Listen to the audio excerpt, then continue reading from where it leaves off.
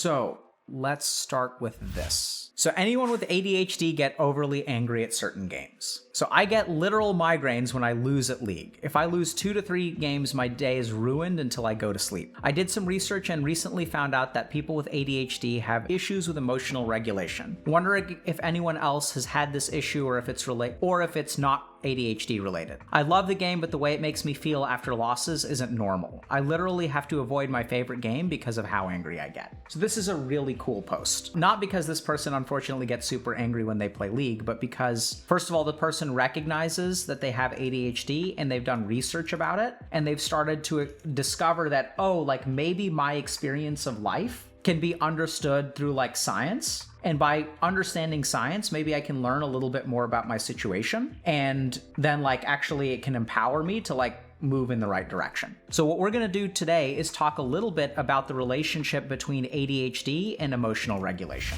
So the first thing to understand is that people who play video games and rage in the video game, that's completely normal if you've got ADHD, and it is worse for you than for other people. There's plenty of evidence that one of the key features of attention deficit hyperactivity disorder is emotional dysregulation, okay? So if we think about ADHD, there are 5 attributes of emotional dysregulation that we kind of look for when we're thinking from a clinical perspective about ADHD. So that's mood lability, and mood lability means high fluctuations in mood. So what that sort of means is that one moment you're feeling this way, and the next moment you're feeling a different way, okay? So it's fluctuating mood. So a lot of people who say, oh my God, I'm so bipolar. I'm happy one minute, and then I play a game of League, and then I'm so pissed off. I'm so bipolar. That's not bipolar disorder, that's mood lability.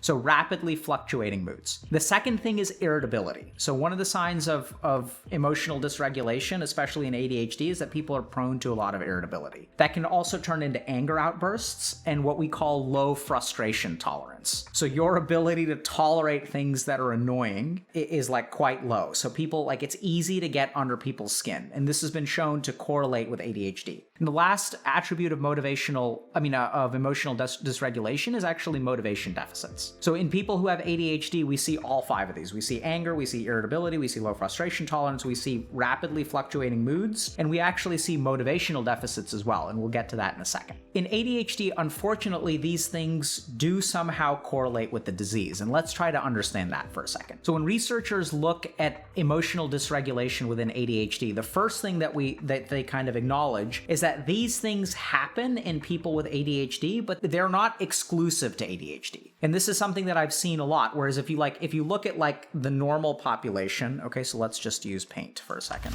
So let's say like here is the normal population in terms of emotional regulation, and then here's like ADHD. So this is what it'll look like, where emotion dysregulation is worse in people with ADHD than it is in the normal population. But even in the normal population, there's still this overlap over here of people who are maybe have ADHD, maybe normal, but they have emotional dysregulation. The more troubling thing is that we're seeing trends in society. So the rate of ADHD diagnosis is increasing. Even according to theories like Ayurveda and stuff with technology addiction, our vata is increasing. I think what we're beginning to see is that the overlap between the regular population and the ADHD population is shrinking. So this is what it looks like now, where there's like the amount of overlap is increasing. So these 2 curves are actually getting closer together. This has been my experience. So what I'm going to talk to you all about today about ADHD and emotional regulation, I'm going to cite studies and stuff from ADHD research, but it's been my experience, and I think we sort of see this epidemiologically as well, that the gap between healthy people and ADHD people is shrinking. That society as a whole is becoming more emotionally dysregulated, that our attention span seems to be shrinking, we're having motivational problems, and I think it has a lot to do with the effect of technology. So let's try to dive in and understand a little bit about how this works. So the first thing that I'm going to do is share with y'all a couple of interesting tests that we use to study ADHD. So the first is the stop signal test, which basically like you take someone with ADHD and then you show them like a picture that'll say like go. And when the screen flashes with go, they're supposed to start some task. So start stacking blocks as soon as you see the screen flash go. The screen flashes go, people with ADHD start stacking blocks. And then what it does is it tells them to stop. So then the screen flashes stop, and when you flash stop, you're supposed to stop the task. So if you look at the brain of someone with ADHD versus the brain of someone who's normal or neurotypical, let's say, what you find is that both of them are really good at starting right away. So as soon as you see the screen flash go, everyone starts stacking blocks. But then when the screen flashes stop, a neurotypical person will stop right away, whereas there's a lag time for the person with ADHD. So what people have discovered is that someone with ADHD has difficulty restraining their impulses.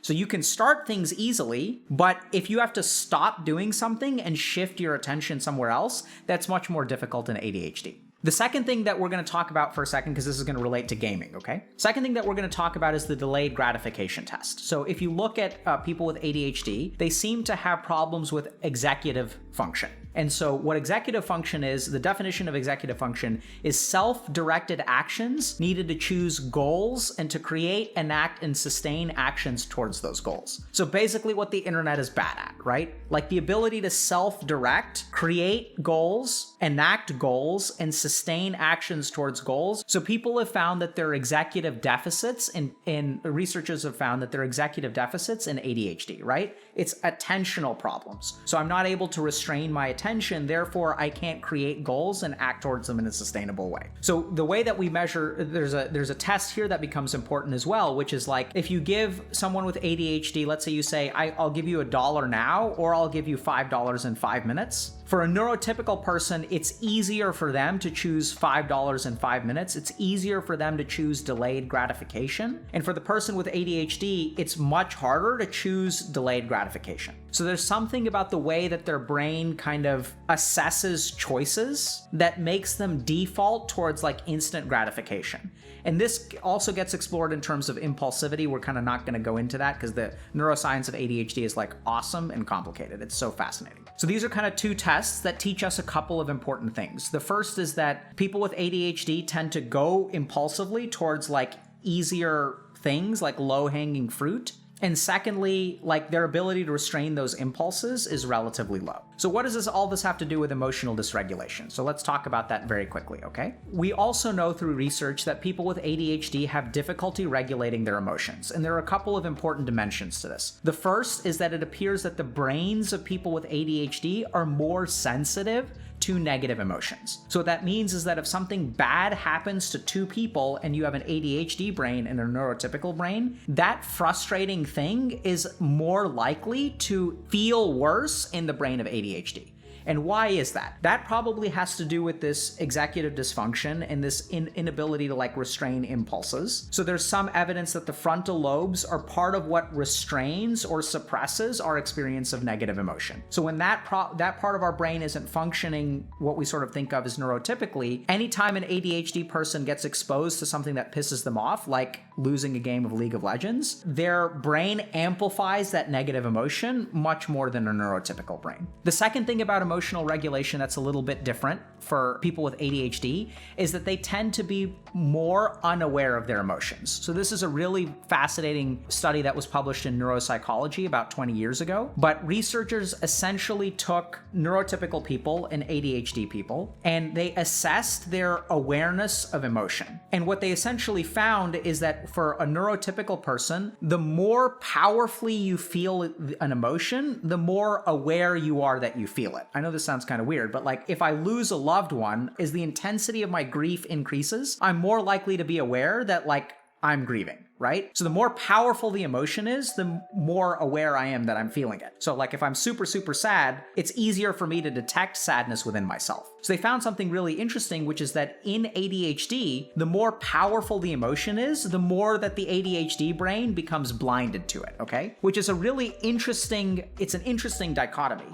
And so it's a fascinating paper. So this kind of becomes more important for ADHD folks because as you begin to feel more intense emotion, you kind of become blinded to it. So like if you're playing a game of League of Legends, like even though you're starting to feel angry, like you're not going to become aware of it. The more angry you feel, like it sort of like suppresses your ability to become aware of it. And so what it does is kind of rises to the surface and then overflows like a volcano. So this is really common in people with ADHD who play video games, is that their sensitivity to the emotion is greater. Their ability to restrain the emotion from a frontal lobe standpoint and kind of like suppress it is weaker. And their blindness to the emotion actually increases. So it's really fascinating, but it does appear like there are a lot of things about video games that really like interact with the ADHD brain in a very specific and unique way. So if we kind of go back to like delayed gratification and that kind of stuff, the stop signal test, we can also see why people play League of Legends and get really frustrated, right? So the ADHD brain is like looking at my options for the day, and like literally my brain is going to overvalue things that offer immediate gratification. I'm more likely to be impulsive and not be able to restrain my decisions. So I can apply for a job today, which my brain is going to like devalue because of literally the way that it does calculations. And it's going to